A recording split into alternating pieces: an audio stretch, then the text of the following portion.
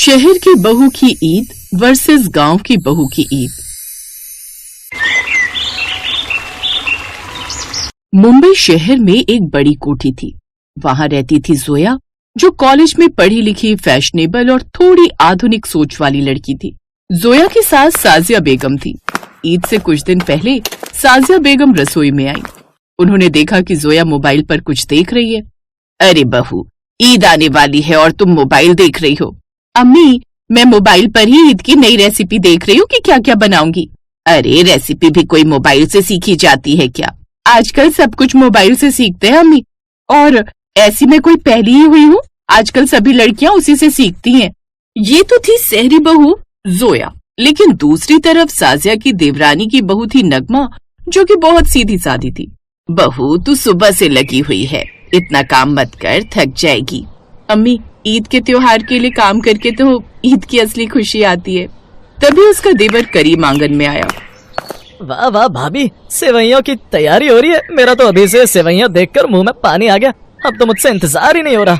थोड़ा सब्र कीजिए देवर जी, ईद का त्योहार तो सबके साथ मनाने में ही मजा आता है।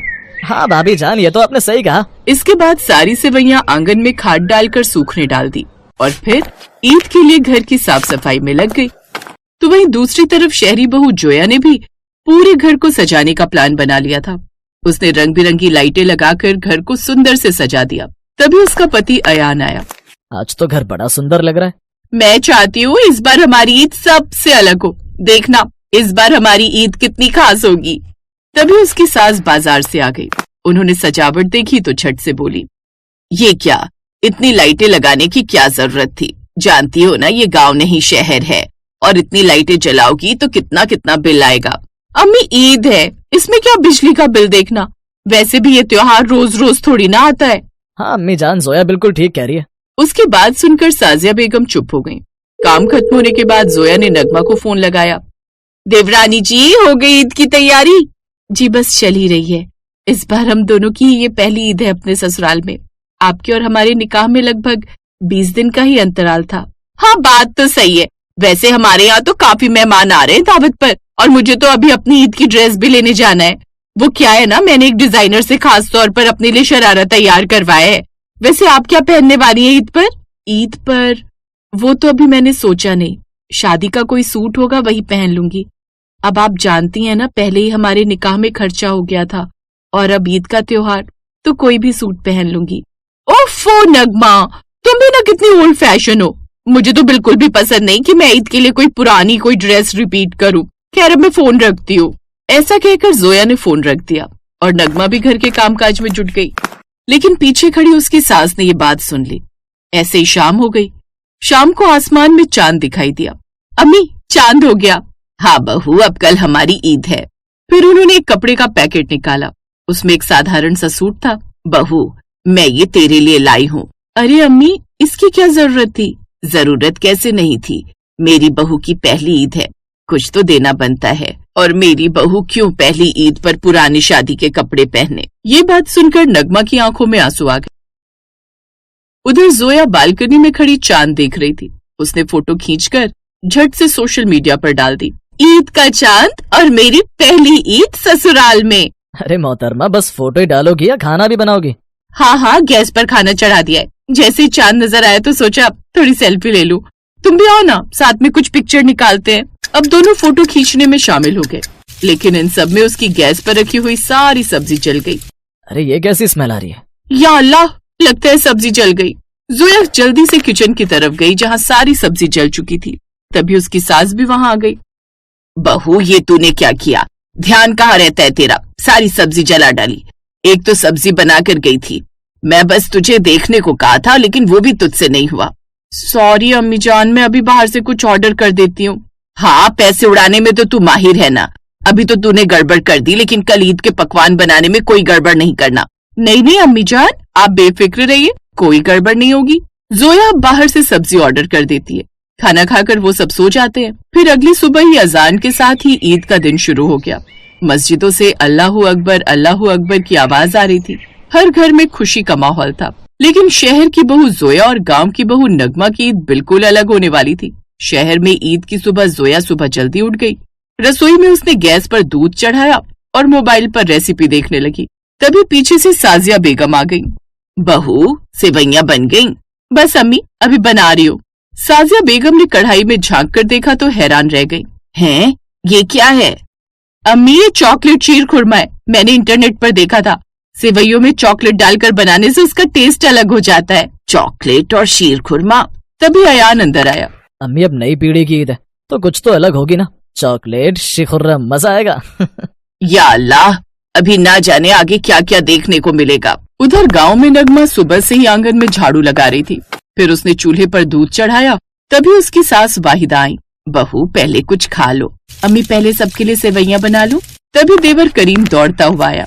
हाँ भाभी, जल्दी बनाओ, मेरा पेट तो अभी से ईद मना रहा है। देखो तो गुड़गुड़ाहट भी शुरू हो गई है। अरे, तुम्हारा पेट तो हर दिन ईद मनाता है। अभी खाना बनता नहीं कि सबसे पहले आकर प्लेट लेकर खड़े हो जाते हो। क्या करूं अम्मी जान, बचपन से आपने खिला खिलाकर चमड़ी इतनी खींच दी है कि अब पेट में भूख बर्दाश्त ही नहीं होती। अरे, वो तो मैं तेरे बचपन में ना खाने से दुखी थी, कुछ खाता ही नहीं था ठीक से। लेकिन फिर एक रोज वैद्य से भूख लगने की दवाई क्या लेकर आई, वो भूख आज तक शांत ही नहीं हुई। अब नगमा सेवैयां बनाने की तैयारी में लग गई। नगमा ने साधारण सेवैयां बनाई थी क्योंकि ड्राई फ्रूट्स डालने के उसके पास पैसे नहीं थे, लेकिन फिर भी उसके हाथ में गजब का स्वाद था। कुछ देर बाद एक बूढ़ी औरत उनके दरवाजे पर आई जो कि फकीर थी। बेटी, ईद मुबारक। आपको भी अम्मा, अंदर आइए। फिर उसने उसे सेवैयां और खाना दिया। बूढ़ी औरत की आंखों में आंसू आ गए। बेटी, अल्लाह तुम्हें खुश रखे। ये सुनकर वो मुस्कुरा दी। उधर शहर में दोपहर तक जोया के घर भी मेहमान आने लगे। जोया ने अपना डिजाइनर शरारा पहना हुआ था जो कि सबको पसंद आया। जोया ने कुछ देर बाद सबसे पहले सबको शीर खुरमा खाने को दिया। उसने सबके सामने उन्हें परोसा। सब एक दूसरे का चेहरा देखने लगे। एक चाचा धीरे से बोले, ये शीर खुरमा है या मिठाई? अरे बहू, इसमें तो चॉकलेट का स्वाद आ रहा है। इससे अच्छा तो तू बिना चॉकलेट के ही बना देती। ये सुनकर जोया थोड़ा शर्मिंदा हो गई। उसे लगा था कि सभी उसकी तारीफ करेंगे। जा, अब तू कबाब ले आ। जोया जैसे ही रसोई की तरफ गई, उसने देखा एक बिल्ली रसोई में घुस गई है और वहां रखे सारे कबाब उसने गिरा दिए। या अल्लाह, मेरे कबाब! उसकी आवाज सुनकर सास और पति भी अंदर की तरफ भागे। अरे, ये क्या हो गया? अम्मी, लगता है बिल्ली को भी ईद की दावत चाहिए थी, तुमने उसे बुलाया नहीं, इसीलिए वो खुद ही आ गई। अब जो बाकी के पकवान है उन्हें मेहमानों को परोस दे। और अयान बेटा, तू कबाब बाहर से ही ऑर्डर कर दे। जोया ने इतनी मेहनत से तैयारी तो की थी, लेकिन उसने सावधानी नहीं बरती, जिस कारण उसे ये सब झेलना पड़ा। इतना पकवान बनाकर भी वो वाहवाही नहीं बटोर सकी जो गांव की बहू ने सिर्फ एक सेवैयां बनाकर सबका दिल जीत लिया। बहू, आज तूने पूरे गांव को खुश कर दिया। अम्मी, ईद का मजा तो तभी है जब सब खुश हो, है ना? तभी देवर करीम अपनी कटोरी लेकर आगे बढ़ाकर कहने लगा, भाभी, मुझे तो तीसरी कटोरी भी चाहिए। आज तो लगता है मैं ही सारा पतीला न खा जाऊं। हाँ हाँ भिलाई देवर जी, आज खूब बनाइए, जितना दिल करे खा लीजिएगा। ईद का असली मतलब नए कपड़े या बड़ी दावत नहीं है। ईद का असली मतलब है खुशियां बांटना और दूसरों के चेहरे पर मुस्कान लाना।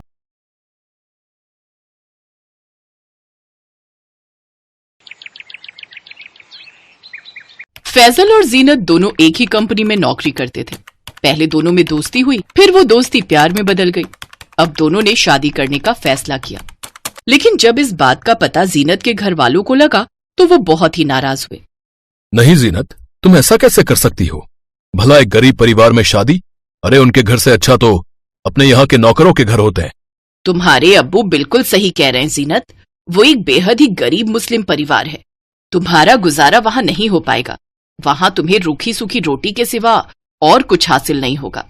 लेकिन जीनत उनकी एक नहीं सुनती और अपने अम्मी अब्बू की मर्जी के खिलाफ जाकर फैजल से शादी कर उसके कच्चे मकान में रहने आ जाती है। फैजल के परिवार में उसकी अम्मी फरजाना, पिता वसीम और बहन जोया थे। वो भले ही गरीब थे, लेकिन फिर भी उस गरीबी में वो कभी कुड़कुड़ाए नहीं और ना ही कभी ऊपर वाले को दोष दिया, बल्कि हमेशा उसका शुक्रिया अदा करते रहे। आओ बेटी, हमारे इस गरीब खाने में तुम्हारा स्वागत है। ऐसा न कहो अम्मी जान, जहाँ परिवार खुशी से रहता है वो गरीब खाना नहीं, बल्कि अल्लाह का बनाया हुआ आशियाना होता है। सभी जीनत के नरम स्वभाव से बहुत खुश होते हैं। बहुत ही जल्दी जीनत अपने गरीब ससुराल में ढल जाती है। वो वहां के तौर तरीके भी सीख जाती है। अब जीनत खुशी खुशी सबके साथ रहने लगती है। देखते ही देखते कुछ दिन बीत जाते हैं। सुनिए जी, कुछ दिनों बाद बकरीद आने वाली है। जीनत की हमारे घर में पहली ईद है, तो हमें अच्छे से मनानी होगी। आप फजल जनाब से बात कीजिएगा। मैं बात कर तो लूंगा, लेकिन तुम उनका स्वभाव जानती हो ना, एक नंबर के कंजूस हैं।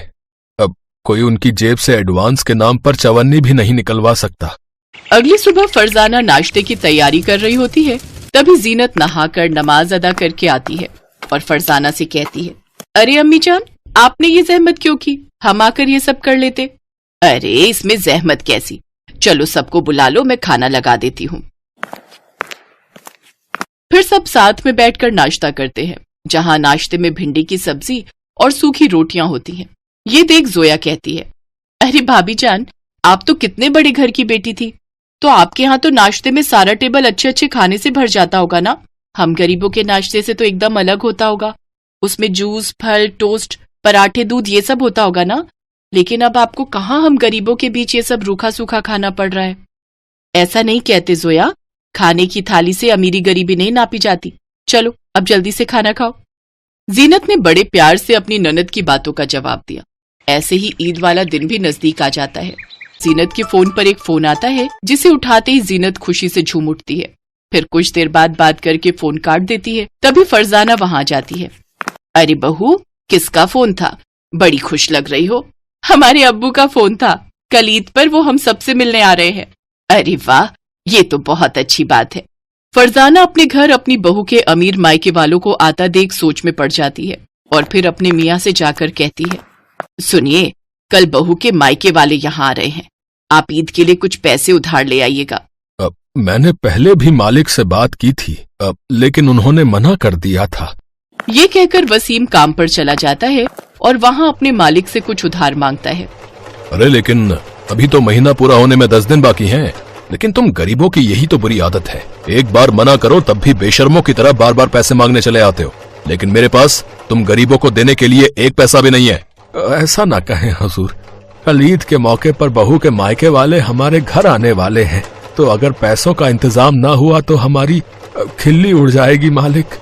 हाँ तो इसमें मैं क्या करूँ, चलो भाग यहाँ से। वसीम दुखी होकर घर लौट आया, लेकिन वो तो शुक्र है कि फैजल के पास कुछ पैसे रखे थे और उनसे ही वो थोड़ा गोश्त घर ले आया। अगले दिन एक बड़ी सी गाड़ी आकर जीनत के घर के बाहर रुकी। उसमें से सूट बूट पहने उसके अब्बू और महंगा हिजाब पहने अम्मी निकली। अम्मी, अब्बू, ईद मुबारक, आइए अंदर आइए। फिर वो उनके आगे थोड़े से गोश्त के कबाब और गोश्त परोसते हैं, जिसमें गोश्त तो कम लेकिन पानी ज्यादा था। फिर साथ ही राशन के चावल के साथ उन्हें खाने को देते हैं। तौबा तौबा, ये कैसा वाहियात खाना है। क्यों भाईजान, आपके यहाँ ईद के मौके पर इतनी कंजूसी के साथ मेहमान नवाजी होती है? गोश्त के नाम पर इसमें कितना पानी भरा है, ऊपर से चावल कितने मोटे और बेकार हैं। तुम अच्छे से वाकिफ हो ना जीनत, हमारे यहाँ ईद के मौके पर कितनी तरह की चीजें घर आए मेहमानों को परोसी जाती हैं। अरे अगर कुर्बानी के लिए बकरा खरीदने की हिम्मत नहीं हुई तो कम से कम गोश्त तो थोड़ा ज्यादा ले आते। इतने सब लोगों के लिए सिर्फ इतना सा गोश्त और ऊपर से उसमें ढेर सारा पानी। बस कीजिए अब्बू जान, आप मेरे परिवार वालों की तौहीन कर रहे हैं। अगर आप जीनत के अब्बू ना होते तो न जाने मैं क्या ही कर जाता।